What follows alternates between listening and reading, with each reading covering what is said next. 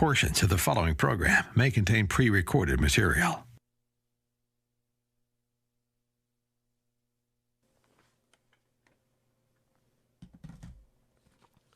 Morning, Glory America. Bonjour, hi, Canada. It's Thursday, September the 8th. I'm Hugh Hewitt inside the Beltway, September the 9th, excuse me. Hugh Hewitt inside the Beltway Live. I say the 9th, I'm counting days. It's America Held Hostage Day 10. That's really America Held Hostage 2.0 Day 10. But I'm excited to bring some tentative good news. 3.5 hours ago now, the Taliban announced they would allow 200 Americans, and Reuters relayed other civilians to leave Afghanistan, according to U.S. and officials. Taliban forces stand guard at the entrance to Hamid Karzai International Airport a day after U.S. troops withdraw in Kabul, is the photograph. Taliban authorities have agreed to let 200 American civilians and third country nationals who remained in Afghanistan after the end of the U.S. evacuation to depart on charter parts from Kabul Airport, U.S. officials said. The Taliban were pressed to allow departures by U.S. Special Representative Khalilzad and the official who spoke to Reuters on the condition of anonymity. So assume that it's Khalilzad. The departures were expected on Thursday. The official could not say whether these Americans and third country nationals were among the people stranded, they should say held hostage, for days in Mazar-i-Sharif because their private charters have not been allowed to depart. Then, approximately 2 hours ago, the Wall Street Journal reported Taliban to allow 200 Americans, other foreigners, to fly out of Kabul. I'm reading the Yaroslav Trofimov and Dion Nissenbaum story from Kabul headline, Dateline. Afghanistan Taliban authorities are allowing some 200 Americans and other foreign citizens to leave the country on a flight to Qatar, scheduled for Thursday, the first such departure since U.S. forces withdrew last month, Qatari and American officials said. The expected flight by a Qatar Airways Boeing 777 would mark the resumption of international passenger operations at Kabul's Hamid Karzai International Airport, expected to be followed by daily links to foreign countries, a senior Qatari official said. The Qatari official said it wasn't an evacuation flight, as all the passengers hold foreign passports and, if required, visas to their destinations. That's important. I'll come back to that in a second. And have been ticketed by the airline. Qatar is facilitating the movement to the airport in a convoy of minibuses that were parked Thursday morning in a Kabul hotel, one of them with a bullet hole through the windshield. Most of the foreign citizens still in Afghanistan are dual nationals. The Taliban have consistently pledged to allow foreigners to leave unimpeded. At Tuesday's press conference announcing the formation of their new government, the movement's spokesman and new Deputy Information Minister, Zabullah Mujahid, said the problem with international travel would be resolved soon. Quote, when Afghans and foreigners want to leave Afghanistan, they should do it lawfully, having a passport and a visa. Now, the visas are important because the SIV-eligible people that we abandon, our allies that worked with us for 20 years, don't have an SIV, a special immigrant visa. They're screwed. So we're not going to get them out. There's a hostage crisis even after Americans get out, if Americans get out. The Wall Street Journal story continues. U.S. forces rendered the radar and other equipment at Kabul airport inoperable. I'm not quite sure I believe that. It's a Taliban statement. I don't believe that. We wanted people to get out after us. We did not want them to shoot down our airplanes as we left. We did leave inoperable helicopters and many other things. I can't believe we did other than flip a couple of switch, and the Taliban have no idea how to run a radar. The Qatar sent teams of technicians to restore flight control capabilities, and Ariana Afghan Airlines resumed flight by sight domestic connections to the cities of Mazar-i-Sharif, Kandahar, and Herat on Saturday. The flight planned for Thursday doesn't address the issues of tens of thousands of Afghans at risk who haven't been able to leave the country during the U.S.-led airlift. The U.S. has estimated that the majority of Afghans who qualify for the so-called special immigrant visa because of having helped American military and civilian efforts remain stranded. So more than 50% we left behind. Well, Washington said last Monday to receive commitments from the Taliban to allow Afghans with clearance to enter foreign nations to fly out. The country's new authorities desperately want to prevent a brain drain that won't undermine any effort to stave off economic collapse. Now, Tony Blinken was asked about this in Germany yesterday. His first comment on the record, actually, this is at a Doha presser. Are you sure this is Doha? I thought this was Germany, Dwayne. I think it actually probably was Germany. Okay, he Germany. left Doha and went to Germany. Yeah. Cut number 2. Second, with regard to the composition of this government or interim government, I noted the fact that it certainly does not meet the test of inclusivity, and it includes people who have very challenging track records. Earlier challenging track records mean it includes terrorists. Of course it does. It's got the Haqqani network running security who is allied with al-Qaeda. It's a disaster, and the Secretary of State Blinken, as Chris Wallace noted on this show on Wednesday, for whom Chris Wallace has no respect, and I doubt the Taliban care at all, went on to add or said earlier this, cut number 3.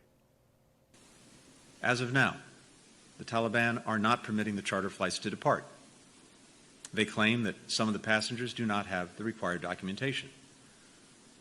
While there are limits to what we can do without personnel on the ground, without an airport, with normal security and procedures in place, we are working to do everything in our power to support those flights and to get them off the ground. Now, it sounds to me, if I read the tea leaves, that the Taliban are achieving a kind of symbolic victory by making people get off the planes in Mazar-e-Sharif and bus or drive down to Kabul and leave on the Qatari 777. I have my eyes on the news. It's the most important story. Americans held hostage are always the most important story.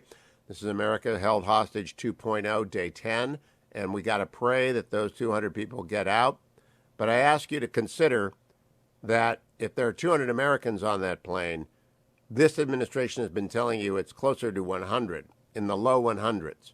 So that means they will have been lying. We don't know. We have to wait and see, and we will hear the stories of everyone on that airplane about what the U.S. government did or didn't do. But how do you trust the government? How do you trust Joe Biden and Tony Blinken about the number of Americans still left behind, the number of green card holders who are Americans? We should just call Americans, not citizens and green card holders. They're all Americans. How many Americans have a right to be here who are still in Afghanistan and can't get papers? And then the Afghan are setting this up. We'll let you leave if you have a visa. Well, we left the majority of people who were owed visas in Afghanistan. The great bankruptcy of the Biden administration is abandoning people in Afghanistan. That's the number one story. And I'm going to stick on this story. I'm not going to let it go. It is like January of 2020 when I may have been the only person in the United States daily warning you about what was going on with a virus in China. Every single day. I warned you about that. I told you that things were happening in Wuhan, that a patient had arrived in Southern California and that was not being tracked. The patient arrived in Northern California and the public health officials weren't telling us. I am a voice of doom on some stories. This is a voice of doom story. Follow me on this. I will give you great news when great news arrives. I'll lead with it. First thing Dwayne told me when I came into the studio today is Wall Street Journal updated that 200 people may be getting out, so I went and researched it. I will celebrate with all of you. I will pray with all of you when Americans get out. But right now, I trust no one in this weak and collapsing government of Joe Biden. I had a very candid talk with a former national security official yesterday, not Robert O'Brien. Everyone thinks it's always Robert O'Brien. I did not talk to O'Brien yesterday. Another senior official from Team Trump telling me how god-awful this is. And people are leaking like a sieve. There will be no paper, I am told. No record of, no ROM that will be released by the White House, record of meeting among a deputies meeting. There will be no paper from the White House to the Pentagon, to Secretary Austin or the Deputy Secretary Call on when to shut down Bagram vis-a-vis Karzai Airport. There will be no paper trail and a wall of silence, and the media wants to go along with that and help rehabilitate Joe Biden, whose number is now below 40 in many polls. There is no rehabilitating a man who left Americans behind, because you know that means you'll be left behind. Last night, the fetching Mrs. Hewitt and I watched the Benedict Cumberbatch movie, The Courier. At one point, one character says to the other, no one will ever trust MI6 again if you leave the man behind to be killed. And indeed, they left the man behind to be killed. They got the Brit back. This will be a halfway solution. But if those 200 Americans come out, if that flight takes off, hurrah. You'll hear about it if it happens during this show live as soon as it does, because that's good news. But you'll also hear that Team Biden is incompetent, inept, and the president is infirm. Stay tuned to the Hugh Hewitt. Welcome back, Americans. Hugh Hewitt, joined now from Israel by Dr. Michael Oren. Good morning, Dr. Oren. Welcome back to the Hugh Hewitt Show. I always appreciate your visits. Good to be with you, Hugh. Hi. What is happening on the West Bank? Reports of violence and rioting after a prison break. Would you give us a summary? Yeah, it was a prison break. It's embarrassing. 6 high-security prisoners escaped from a prison up north. They dug a tunnel, something out of the movies. And there's searches going on. And while searches are going on, Palestinians in the Judea and Samaria are rioting.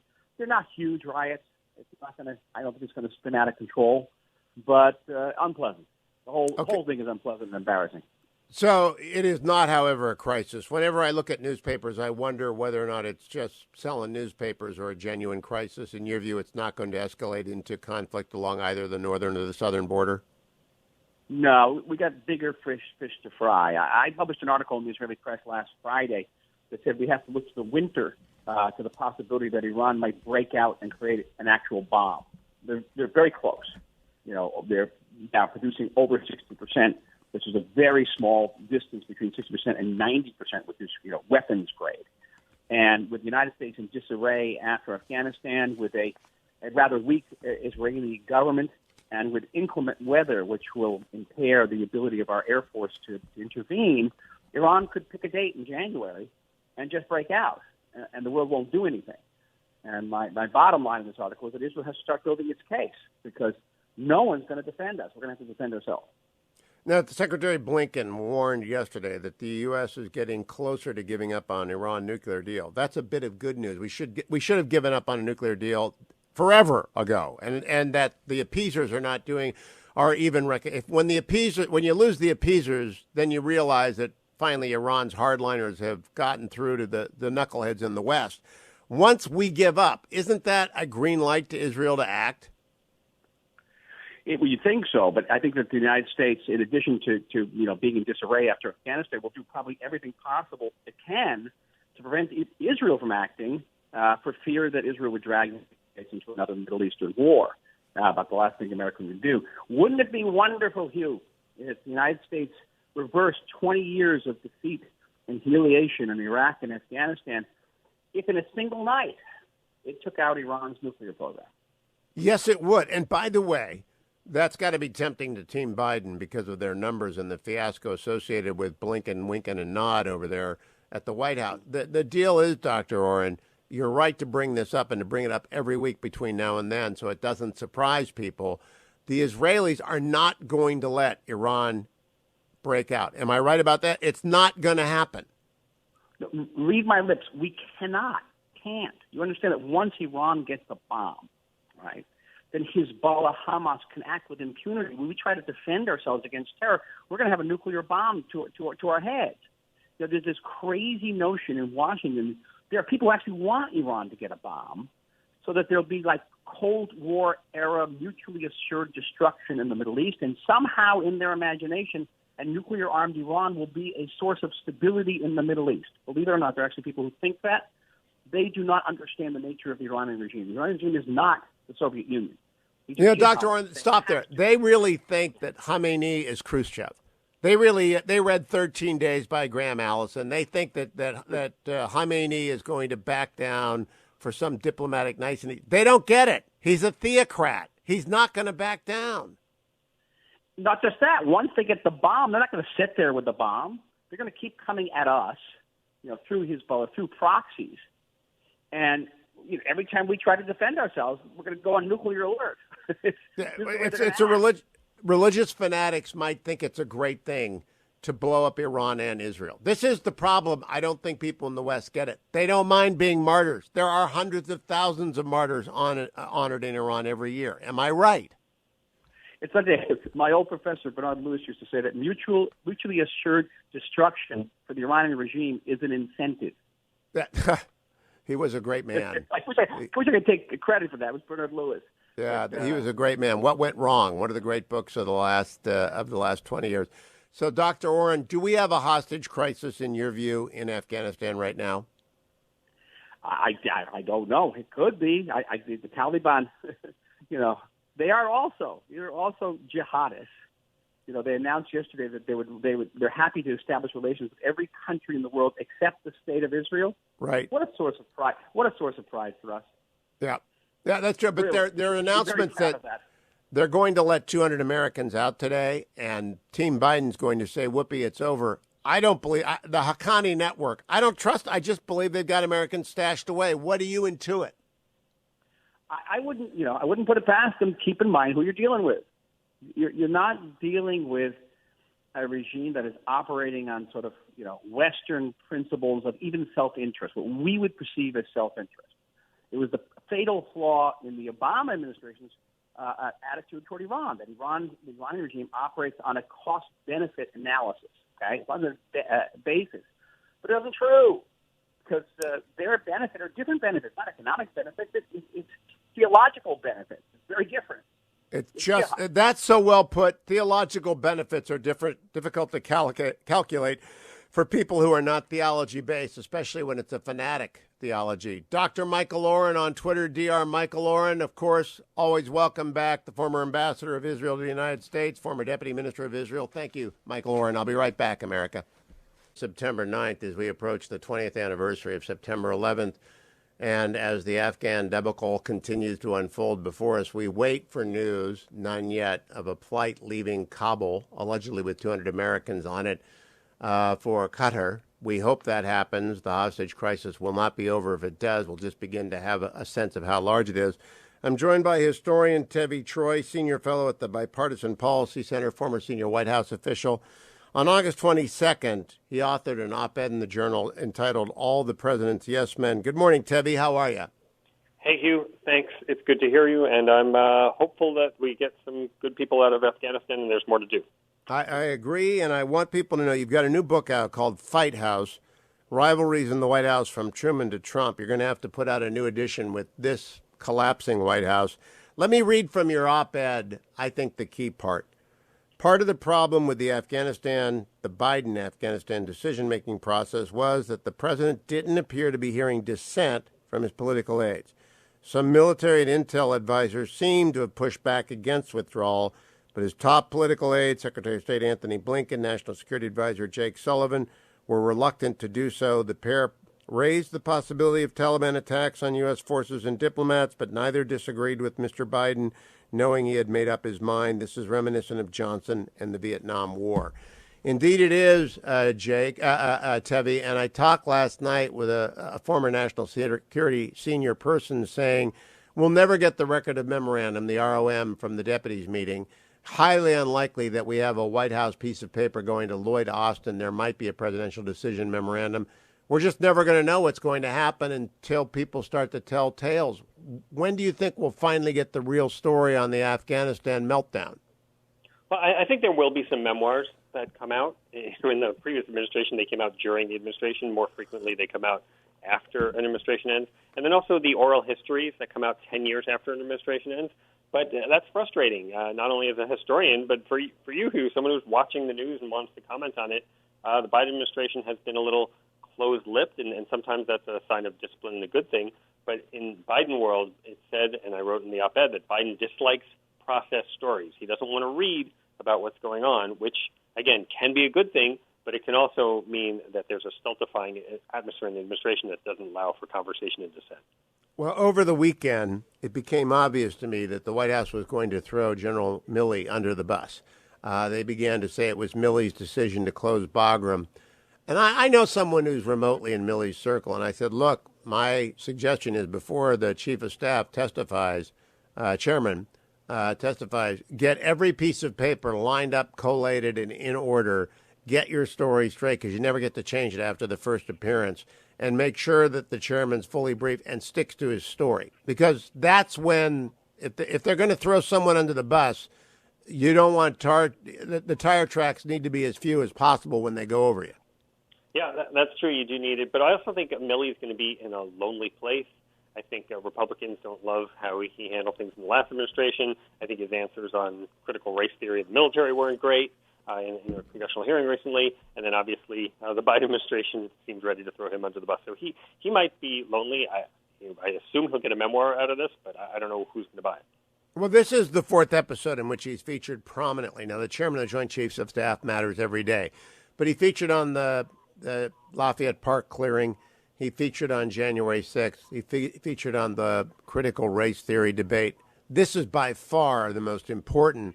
And my sources tell me almost certainly the Pentagon discussed options with Jake Sullivan and Tony Blinken, and they said, we can't keep 3 places safe. Pick 2. And that the White House picked 2.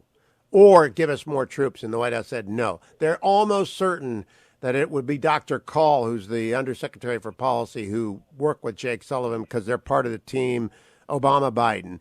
What do you make of that theory? It's just a theory based upon experience in the White House. Tevi Troy. Yeah, again, we don't know for sure, but that does sound right to me that the military said we want to do X. X might include Bagram. And if the Biden team said, well, you can't have the troops that would be required to do that, then the military said, okay, we're going to have to come up with a different option. Look, the military are not the political folks. They don't make those kind of decisions. They say, okay, give us what you're willing to do, and then we have to make the best of it. And they tried to make the best of it, but it was obviously not a good situation here. You know, interestingly, Tevi, I know the Nixon White House better than others. I know the Reagan White House second term pretty well, but not first term. In the Nixon White House, they had institutionalized argument. Moynihan and Schultz would go at each other. Ray Price, William Safire, Patrick Buchanan, the murderer's row of speechwriters would go after each other. He institutionalized Henry Kissinger fighting with William Rogers. Why don't presidents follow that model? It produces better results. Yeah, look, Hugh, there's a continuum, and I talk about this in my book, Fight House. You need to have some kind of institutionalized argument where people can have disagreements, but at the same time, you can't have dysfunction where people hate each other so much that they're afraid that anything they say in a meeting will be leaked against them. So you need to have the place, and Karl Rove talked about this in the Bush administration, at least on the domestic side. We know the foreign policy side had its challenges, but on the domestic side, he said there was an atmosphere where people could argue and hash it out in front of the president, and even if they were on opposite sides, they would walk out of the room once the president made the decisions, locked arms, and on the same side. And it's hard to do. It's just not easy because some people say, okay, no fighting, and some people say, well, let it rip. You have to find the right sweet spot. General McChrystal, in his wonderful memoir and then his follow-on book, Team of Rivals, tells the story, and I think General Mattis did the same thing, of planting dissent in a big staff meeting. He made a colonel stand up and argue with him and have a pretty vigorous back and forth to demonstrate that dissent was welcome and the colonel would not be published. Do you think that's a good idea for most presidents to follow? It is potentially, but if the colonel is a straw man, right? If McChrystal sets it up so that he just beats up on the colonel and then wins the day every time, if it's like the Harlem Globetrotters. No, it was set up the other way. It was set up, though, that the colonel would win and McChrystal would change his mind or Mattis would change his mind. They both did a similar thing to prove that it was useful to the commander to get feedback that he would listen. That's what they were demonstrating, capacity to listen. I think that is useful to show that you can push back against the leader, again, in a respectful way and change minds if that is what is appropriate in that situation. And look, in my book, in Fight House, I talk about Harry Truman, how he set up a fight on whether to recognize Israel with Clark Clifford, who was the junior guy, against the Secretary of State, who was a General Marshall, who was a revered person in Truman land. And Clifford wins the day, and the U.S. recognized Israel, and it's a good thing. But that's only because Truman was willing to set up that debate and allow both parties to have their say. You also need, I think, and I wonder if this is in Fight House, a first friend. Now, I think in this administration, it's Chris Dodd, the former senator from Connecticut, who can say absolutely anything to their longtime buddy, including, are you out of your mind? You've got to give them numbers on how many Americans are held hostage. Or Harry Hopkins to FDR, his assessment of Churchill when he went over in 1940 to search out, maybe it was 41, to search out Churchill. Does Joe Biden have a first friend in your view? Did President Obama, notoriously aloof and alone, don't we need a first friend to speak truth to Caesar? Yeah, I mean, the first friend is an interesting concept. Gary Ginsberg just wrote that book on it. I think that's useful, but you can't count on a president having friends. I mean, as you know well, Nixon's best friend was Bibi Rebozo. Right. He liked Bibi because Bibi would just listen to him and would never push back. So I think you need a chief of staff who is going to say, sir, you're off base on this, or sir, you should listen to this other perspective. And what I talk about in my Wall Street Journal piece was that the top political aides knew that Biden's mind was made up, so they didn't want to push back on him because they thought it was a foregone conclusion. Well, the reality is in front of us, and now I want to ask for your prediction, Tevi. They're making a calculated choice to bury the story. Are they creating a crisis for themselves by not talking about the crisis? I think you need to show that you can do something different as a result of this disastrous decision-making process. So is it firings? Is it changing the decision-making process? Is it announcing a full and open after-action report? Maybe some combination of all those things. But it does seem to me that they do want to bury it. And the media will probably help them and go back to asking about ice cream. Last question. Chris Wallace was on the show this week, and he stunned me by saying, I just don't really care what Tony Blinken says. I'm unimpressed with him. He doesn't have the gravitas of Colin Powell or Hillary Clinton or Mike Pompeo. When broadcasters are dismissive of the Secretary of State, what's that say about what the Taliban probably thinks of the Secretary of State? Well, look, it's not just the Taliban, but the whole world. I mean, the Russians and the Chinese. I mean, I think everybody is looking at the U.S. as a less important force and a less forceful force for good in the world today, and it's an unfortunate thing. It's a punching bag administration, and it's going to stay that way. Tevi Troy, great piece in the Wall Street Journal. Congratulations on Fight House, the new book. Stay tuned, America. I'll be right back on the Hugh Hewitt Show. Welcome back, America. I'm Hugh Hewitt, Inside the Beltway Live. Minutes ago, CNN reporting that the plane with 200 Americans, according to Reuters and the Wall Street Journal, has taken off from Kabul airport. They'll be heading to Doha. We will learn more, and I will report the breaking news as it arrives. I'm joined now by Michael Shear of the New York Times. Good morning, Michael. Good morning, sir. Do you have any details to add about this flight? Well, no. I mean, I think what we have is still just tons of questions, right? How many Americans and legal permanent residents of the United States are on that flight? How many of them are Afghan nationals? How many are dual citizens, Afghans and Americans? We still have lots of questions about the delay. The United States has said that it's been the Taliban that was holding up the departure of some of these folks because they didn't have what the Taliban considered to be proper documentation. There's been allegations of, you've been reporting and tweeting and talking about allegations that it's been the State Department and bureaucratic delays that have prevented people, Americans, from leaving. I think we just have a ton of questions that frankly we need answers to. Well, I think it's a hostage crisis that will get a lot less complicated if indeed there are 200 Americans. My first question is, okay, who was on the plane? The second one will be, why did you say it was in the low 100s if it's 200? It might not be 200. I mean, who knows who's on this airplane, right? I just played Jen Psaki yesterday. Were you in the press room yesterday, Michael? I wasn't, but I followed the exchanges that she had on this topic. Okay, on this topic, she sounded almost like an apologist for the Taliban, saying, we don't have any manifests, it's dangerous, it could, we don't have any control. I understand all that, but if there are 200 Americans of any sort, residents, LPRs, citizens, they've been saying in the low 100s. They've been implying like 110, haven't they? Yeah, I mean, and so you can sort of, there's two potential, or maybe more, but at least two potential explanations for why you might underestimate, right, if you're the Biden administration. One is that you might really not know. It's a kind of chaotic situation over there, and you might not know for sure how many Americans are left. The other reason you might do it is you might want to sort of under promise and over deliver, right? Like, if there are, it'd be a much worse situation for the Biden administration if they said, hey, there's 200 or 300 or 400, and then only managed to get out 100. So I don't know the answer to that question, but that's at least a couple of possibilities. Michael, I'm going to disagree with you on that. If they had said from the beginning, we don't know, then the number wouldn't matter. They have said it's closer to 100. If it turns out it's 200, and we just don't know, it's all speculative. If it's 200, that means they were lying to us or they had no reason for their estimate and they exaggerated their competence.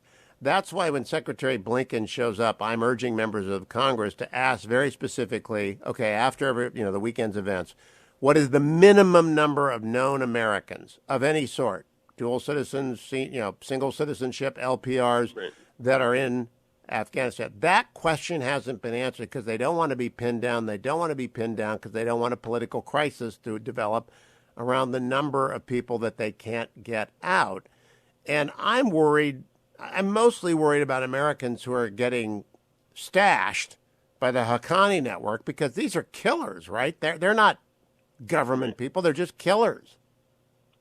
Right. Well, so first of all, to your first point, I am certainly sympathetic to potential questioners, meaning the members of the House or members of the Senate who are asking questions, because frankly, reporters have been asking these questions for weeks now, and have been incredibly frustrated by the lack of information, lack of specifics that the administration has been willing or able, whichever you believe, to give us. So I definitely think more questions are in order. Look, I think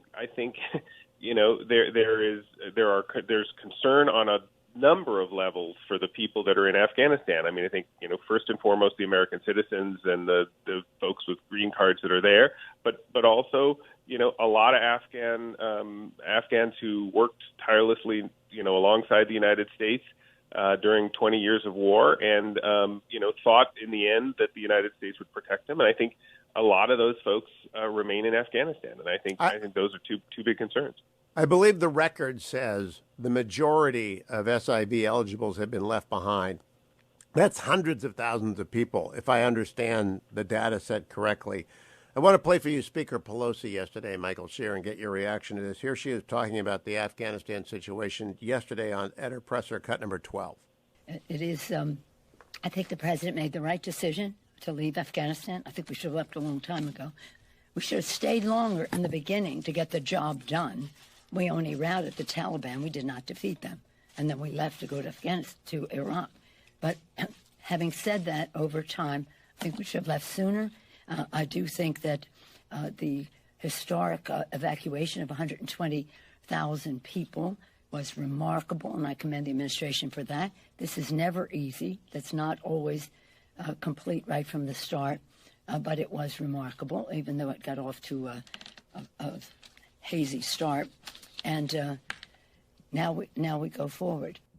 Now, Michael Shear, there are a number of issues with that statement. First of all, her simple error, then we left to go to Iran. It's easier to jump on the fact that she says... She must have meant Iraq. Correct? Right, but we didn't leave to go to Iraq. I mean, that's the big error, the Iran-Iraq miscue, is an understandable slip of the tongue. But what isn't a slip of the tongue is the lie that we left to go to Iraq. We never left. We may not have devoted exclusive attention to Afghanistan, and the eloquent way of saying that is we ought never to have invaded Iraq, and we should have retained exclusive attention on Afghanistan, and we never have had that. That's an eloquent answer, but she screwed up. Then she talks about the evacuation being remarkable, but it's mostly a hazy start. What is that, Michael Shear? I don't know. You'd have to ask the speaker what she meant by hazy start. I think what I can say is that myself, my colleagues at the Times, other colleagues around Washington in journalism have documented what was much worse than a hazy start, right? Like it was a complete chaotic mess of an evacuation. I mean, I think that's documented by the facts. The administration has touted the number of people and the speed with which they got folks out. But I think it's hard to deny, the chaotic nature, both of the situation at the Kabul airport, but also, as I documented in a 2,500-word piece last weekend, the chaotic nature even of the bases that the folks were being taken to. We focused on Doha in Qatar, but I think the situation all around has been pretty chaotic and not well organized. The word I used on the Washington Post first look when it first began, the Friday before the collapse, catastrophic. And I still believe it's catastrophic at a number of levels. For everyone who's left behind, the SIV eligible, the American citizens, the green card holders. And I hate the distinction between dual citizens and citizens. That's a distinction without a difference that ought not to be in our lexicon, because a citizen is a citizen and an LPR is an LPR, and they're all Americans. But it's catastrophic, and they don't want to admit that. And I understand not wanting to admit it, but we ought not to allow them to talk about it in terms of hazy. It's just that's an assault on the 13 dead Marines and the wounded. Hazy. So, Michael Shear, the problem going forward is reclaiming credibility and trying to change the page. And now we're up against a speech tonight, and the backdrop for the speech on COVID is utter confusion in the FDA and CDC about the booster strategy. They can't communicate. Now, I don't do science. I don't question their science. I got vaccinated. I urge everyone to get vaccinated, get a booster. I do know how to communicate. If you have a message, make it simple, repeat it 7 times. Go get a booster shot. Go get a booster shot. Go get a booster shot. They are screwing it up again. Am I wrong? Well, it really is quite remarkable how the same dynamic keeps playing, over and over again. I think in this case, the Biden administration a couple of weeks ago, I lose track of time, when they encouraged, when they essentially encouraged people, said we're soon to get boosters for everyone. I think they were trying to live by your mantra, right? They were trying to say a very simple, like, hey, we're going to need boosters. Everybody get ready. That's coming. And, that ran headfirst into the sort of scientists and the wonks at the FDA and the CDC, who apparently weren't ready to make that, to sort of bless that with the sort of scientist blessings that they offer. And I think that's very confusing, as you say, to the American public. Who do you believe? Do you believe the president who stood up and said, hey, we're all going to get boosters? Do you believe the head of the CDC or the FDA who says, well, not yet? There's questions about capacity. How much of the vaccine do we have? Could we even give everybody the booster if that was the decision? So I think we're all going to be looking to the president today to clarify some of this and to help Americans figure out who to listen to. Michael, this is an important question. We're 8 months into what my friends and I, responsible people, not knee-jerk critics, have now concluded is Carter 2.0, but worse. A completely ineffective mess of an administration that does not know what it's doing. Chris Wallace on this show dismissed Tony Blinken as unimpressive and compared him so unfavorably with Hillary Clinton, Colin Powell, and Mike Pompeo that I was kind of shocked. Is the fear growing? Is there a suspicion widening among the White House press corps that we really do have the Peter principle at work with this White House? I don't know. I mean, I think, I guess I would leave it to others like yourself to characterize whether this is, Carter 2.0 or, truly a dysfunctional White House. I think what the responsibility for the press corps is to, be the people that hold the administration to account for its decision making, and whether that decision making goes well, as it was appearing to go in the first part of the first few months of the administration when vaccinations were going through the roof and people seemed, the vaccine seemed to be working, the virus seemed to be receding. I think, we hold them to account for those decisions, but when the decisions start not working as well, that we press them on that. And but Michael, quick question. We're up against a hard break. If you, Michael Shear, conclude that the president is infirm and the White House staff weak, will you report that, or will you say that's an opinion, I won't report that? I mean, that depends on whether it is an opinion or whether there's information to back that up. And I don't think speaking for myself and my news organization, we will not hesitate to cover legitimate news, legitimate information when we find it about this administration, just as we've done for previous administrations. We won't opine and just sort of pull something out of thin air. But if there's information to back that up, I think we'll report it. All right, I hope you do. I don't think it's thin air. I think the president is infirm and the White House is weak, but we'll see if and when the Times catches up with the people on the center right like me. Michael Shear, always a pleasure. Shear M on Twitter. Welcome back, America. Hugh Hewitt. We are awaiting news on the flight that is allegedly taken off from Kabul airport that includes up to 200 Americans headed for Doha. That will be great news if it's true, if they land, and in what we find out is going on.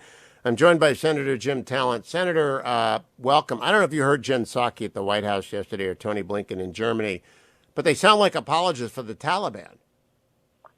Yeah, did you hear Blinken say, well, we don't have any assets on the ground, so we really can't verify anything. Well, yeah, that's kind of the point. We're in a position now where we are asking or begging or maybe paying for our rights.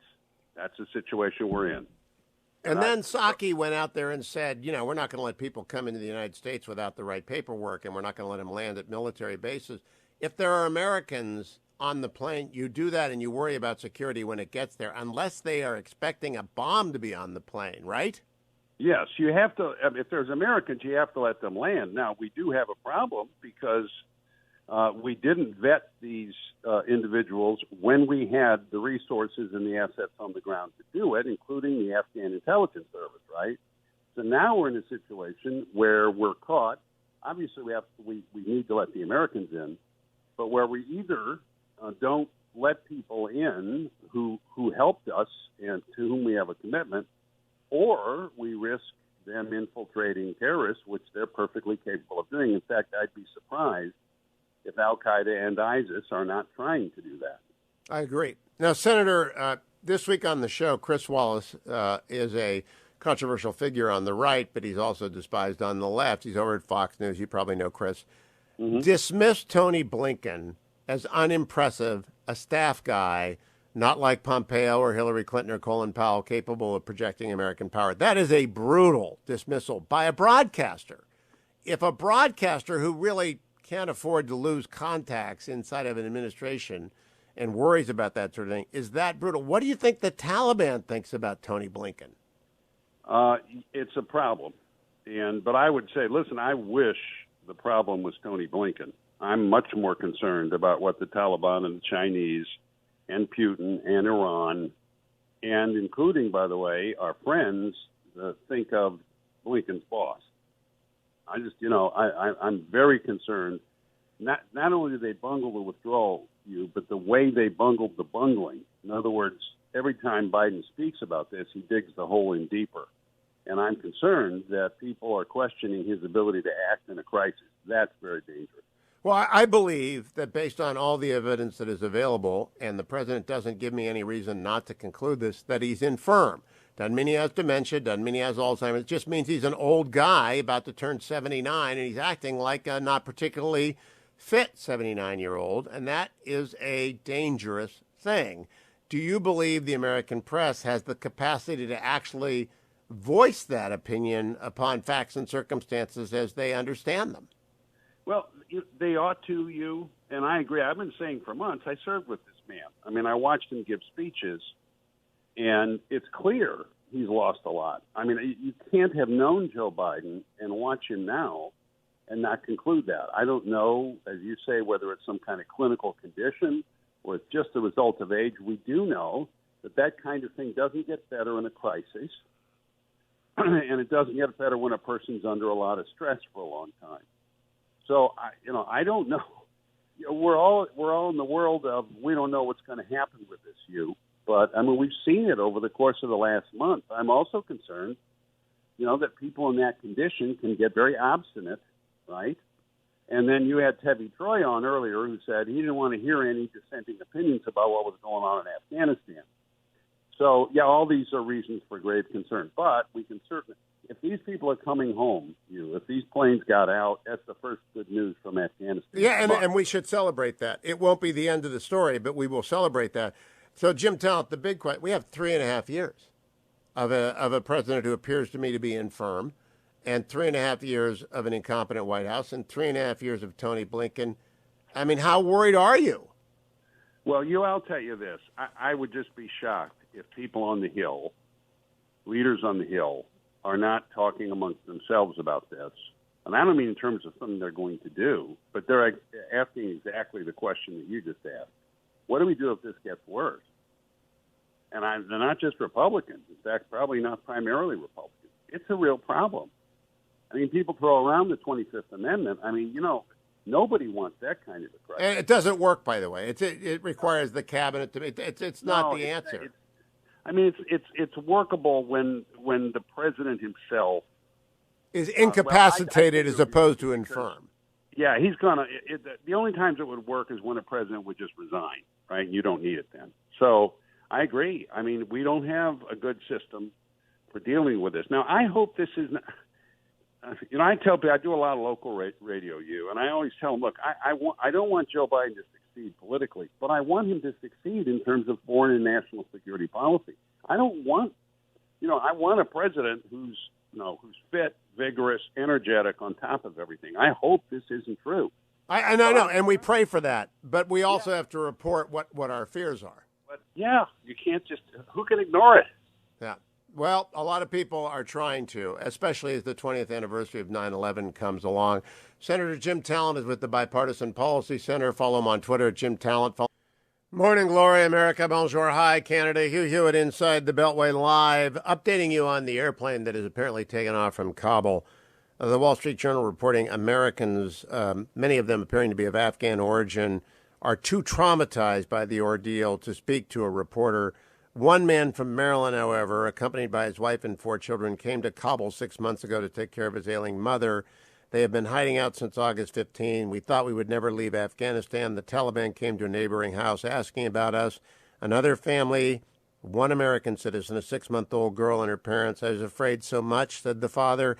We will get these stories hopefully in hours. James Hohmann joins me from the Washington Post. Good morning, James. How are you? Doing well, Hugh, and glad those people are getting out. Well, I'm afraid we have a hostage crisis, and we don't know how big it is. And right. Team Biden won't tell us because they don't want it to be a hostage crisis, and they don't want it to have a number. Do you think they're going to get away with that? Well, I don't. I think, the public attention continues to be pretty intense. They're facing a lot of pressure to not move on. And I think what they would say is that giving a number also tips our hand to the Taliban. But certainly, the Taliban is using these Americans who are still there as pawns to try to get money released and to try to get the U.S. to grant them legitimacy. Now, James Hohmann, this calls for an opinion. Michael Shear, in the last hour, demurred, saying he doesn't do opinions.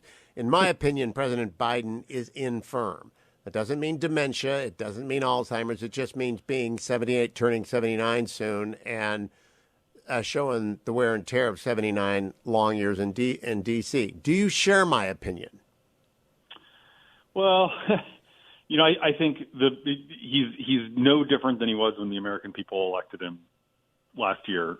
And, I think ultimately the decisions that have been made are what he should be judged by. And, I think that I was talking to John Bolton last week, and I said, who should lose their job over what happened in Afghanistan? Is it Jake Sullivan or Tony Blinken? And Bolton said, no, those people shouldn't. They're just staff. It's ultimately the president who made these decisions, and the president owns the decisions. So that's what I've been focused on. That was a good sidestep. So I'll go back and ask again. Do you think the president is infirm? I don't. I mean, he's 79, and I think it's it's hard to imagine my 79-year-old relatives doing the job of being president because it's such a exhausting and taxing job, and it's a 7-day-a-week, 24-hour job. But but that's not really my focus. Do you know what the oldest NFL coach has ever been? I don't. 73, Romeo Crennel, acting.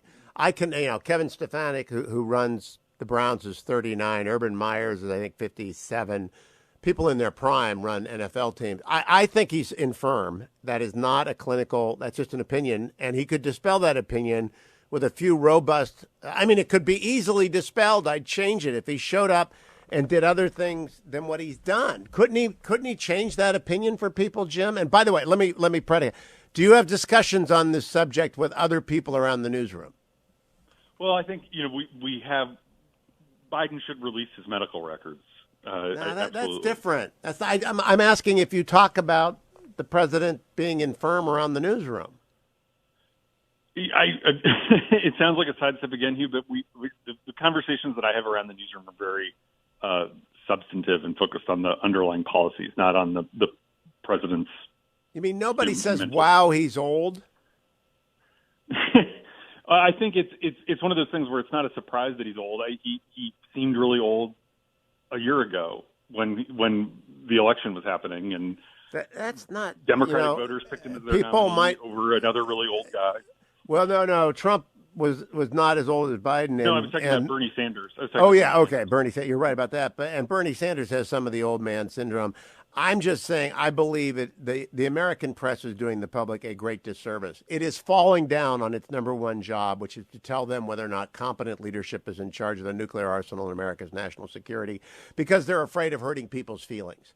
I have never seen anything like this. It's like when FDR was failing of health, and nobody was prepared when Truman became president. They didn't know the president was sick. And it was a terrible collapse on the part of the American press. And I think we're replaying, we're tiptoeing around this because it plays up what ought to have been played up in the election. But now we have real world consequences. And let me turn to Blinken. Chris Wallace on the show. Go ahead. Yeah. No. I just don't. I don't think that the reason for the debacle in Afghanistan is because Biden is old. I think the reason for Afghanistan is that he's an ornery Irishman who didn't want to, who felt like he watched Obama get rolled by the generals in 2009, and he was dead set not to kind of be convinced to keep a residual force, and so he was insistent that he was going to be the one to get the troops out, and I think it's a disaster, and I think Biden bears responsibility for it, but I don't think that it's a disaster because of his age. Stubbornness is not a character trait that gets better with age, Jim. Well, I saw the Chris Wallace interview, which I thought was great. Okay, well, I am alarmed. The more I think about it, I'm alarmed that he was so dismissive of Tony Blinken as unimpressive. I was surprised by that. Yeah. And a staff man. So if Chris Wallace thinks that, what do you think the Taliban thinks? Well, it's an interesting observation by Chris because it is, he is a staff man. That is his background. He was Biden's staff director on the Senate Foreign Relations Committee. He's a staffer, and that's typically not who you put, in a job that Thomas Jefferson once had. And ultimately, one of the things, kind of the flip side of that, you could argue Condi Rice was also seen as a Bush staff person, is that you are perceived as having the ear of the president. And I do think when Tony Blinken is talking to people overseas, not to defend him, but that, he is seen as someone who is kind of an appendage of Biden. And so that does give him some credibility because he's not going to, unlike Rex Tillerson, get kind of undercut by the president on Twitter the next day. Dr. Rice, as an African-American woman who survived Birmingham and made it in a white male world, I don't think anyone ever questioned her strength of character and purpose. When Chris Wallace says staff, when Chris, and obviously you don't, you're a Stanford guy, but when Chris Wallace says staff man in D.C., that is as dismissive and brutal as it gets. It is. And so, do other people share that opinion? Do you share that opinion? I've been blown away by how badly Afghanistan has gone, and I do think that Blinken is a very important part of that story, and I do think Biden does defer to Blinken, and I think Blinken didn't push back as hard on Biden as he should have, because I think there was this sense that, like, this is what the president wants to do, and we're going to do what the president wants to do, and so we're not going to go through all the reasons this is problematic. And that is one of the things that a staff person does who's not a principal.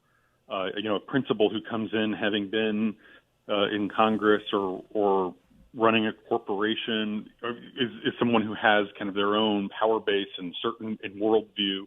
And Blinken is very much a Biden guy, and I do think that ultimately has shortchanged the president on this hugely consequential issue. And I do worry that it will similarly cause problems on other big global issues that are coming down the pike. And of course, the most important of which is China.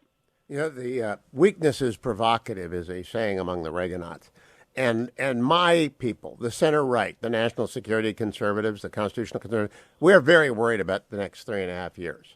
Have you heard that from anyone? And not because they're going to spend the next 3 generations' money. I'm worried about that. I'm just worried about the CCP and Russia because weakness is provocative. I'm worried about Iran getting a nuke. Last 50 seconds to you, Jim. Do you worry about this because of the weakness of the people? I do worry about all of those things, and I do think it's vitally important that Biden project strength. I think one of the things that we have to do coming out of this debacle in Afghanistan. I mean, I disagreed with it. I thought it was a terrible idea. I wrote that we should leave a residual force and that Biden should back off. I wrote that we shouldn't close Bagram. Ultimately, Biden did have an electoral mandate to do that. He ran on it. He followed through on his campaign promise. I thought it was a bad idea, but he did it. Now it's incumbent upon the administration to project strength to the world so that China and North Korea and Iran and others don't encroach. And I agree with that. I just am completely pessimistic about that happening. James Hohmann, Washington Post, every single morning you ought to be reading him. At James Hohmann on Twitter in the Washington Post with his column. I'll be right back. America on the Hugh Hewitt Show. Portions of the Hugh Hewitt Show brought to you by Sierra Pacific Mortgage. For more info, call 888-888-1172.